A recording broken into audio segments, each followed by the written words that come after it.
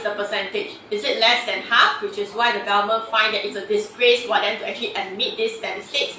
And therefore, when the Singapore government have to go and talk to the United Nations, talk to the international community, they have to say, we have internet connection at train station. But the train station is so far away from where people are living at as well. So you expect people to take public transport to go to the train station to use internet connection. And there's another issue is that the bus fare hike, there is a transport fare hike in Singapore. And therefore, to take a bus from your house to the train station costs about $2, $1 there and $1 back nowadays.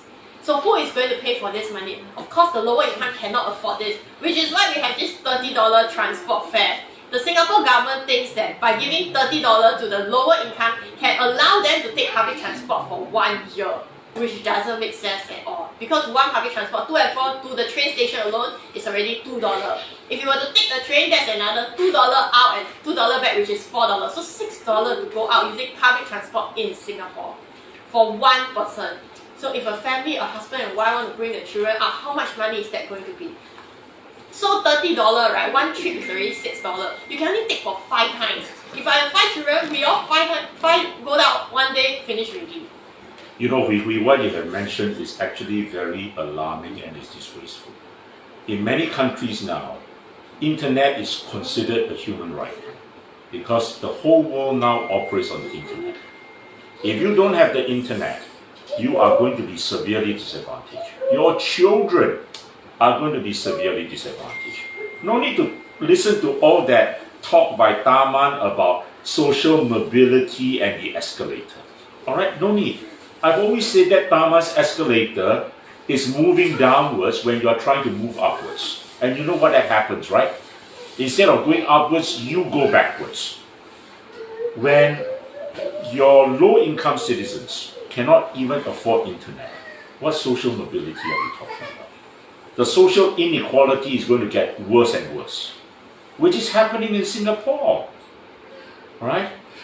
But I want to come back to the very first point Tze Hien started this whole program with, which is the price of apartments or flats. Again, I think that has just gone crazy. Yeah, it has gone crazy. And many people I speak to these days complain about that.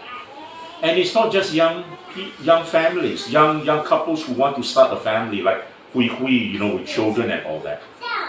Even their parents who are taxi drivers, who are hawkers, are worried that their children cannot afford a house. And it is borne out by the statistics. Because last year there was a survey that showed 60% of Singaporeans no longer think that property is affordable. And my word, what a drop when less than a generation ago we were considered a home-owning society and we were proud of that. Alright? We were almost uniformly homeowners. But today, 60% of Singaporeans think that they cannot afford property. And so what are you going to get going forward? Like Hui Hui says, young couples want to get hitched but are afraid. They can't get a home. They can't start a family. The total fertility rate drops again. Yeah? I don't know who's going to take over from Indrani Raja, but I bet you in 5 years' time, the total fertility rate will be lower than 1.12. And yet, why do other societies like Australia, they can boast that their population, there's a baby boom? Why? Because government puts in the right policies to encourage couples to have babies. Not this government.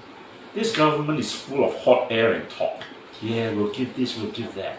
At the same time, they take away everything. That is why the TFR keeps dropping.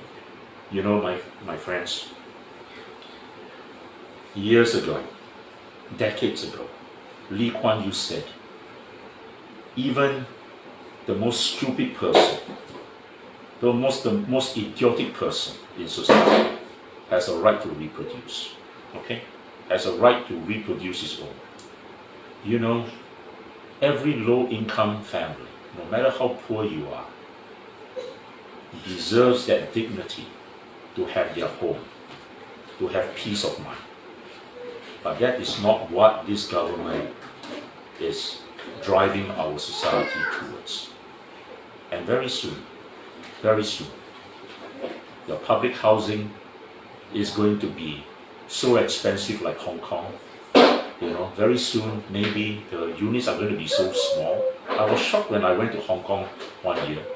I went to visit my uncle, and because the apartment was so small, he actually had to put a bed above the bathtub.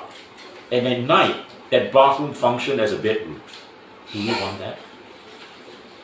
Lim Tian, you told me that you have to leave latest by 2:15 for a lunch appointment. You must be very busy, and look at your size, very hungry now. And it's already 2:10. So I'm going to ask for your final thoughts on something very interesting I saw on social media this morning. Someone asked, why is it that no MP has ever asked in Parliament in the history of Singapore about that from a cash flow perspective, the government may not be spending any money on CPF, HDB and healthcare, and for healthcare except during COVID-19 period, as the inflows exceed the outflows annually for each of these three areas, CPF, HDB and healthcare. Your final thoughts before we let you go off for lunch. I think for too long, Singaporeans, including Singapore MPs, have been blinded by this narrative that the government actually is spending money on public housing, spending money on medical care, but People's Voice has had the great fortune of having Zihian provide us with statistics. And I'm telling you, on an inflow-outflow basis, this is a government that makes money out of public housing, out of medical care, out of CPF. Alright? So, when Lawrence Wong tells the Singaporeans that GST needs to go up because we have an aging population and medical care cost is going to go up, I can only laugh at him. Alright? I think, I do not have the latest figures given, but to the best of my knowledge, we have something like 120 billion. Listen carefully. 120 billion sitting in MediSave. And to me, it is crazy that when a country has that amount of money sitting in MediSave, there is no true universal health care. And Hui, time's up. So I just want you to tell the people who are watching, what is the POSB account number to send you money? The POSB account number is on top over here. There is only a POSB account and no PayNow because the AGC is targeting this specific POSB account. So we are all waiting to see what kind of political persecution the AGC is going to have on 25th January at 9 AM. And it's 9 AM. We never have live video at 9 AM because my children will be cranky. So we are going to see how it's going to be like. And my children know how to say kangaroo court now. So yeah. So thank you very much everyone for watching the second live with Hui and Lim Tian. Thank you very Send much. us your comments. If you want the third live with Hui and Lim Tian, you know what to do.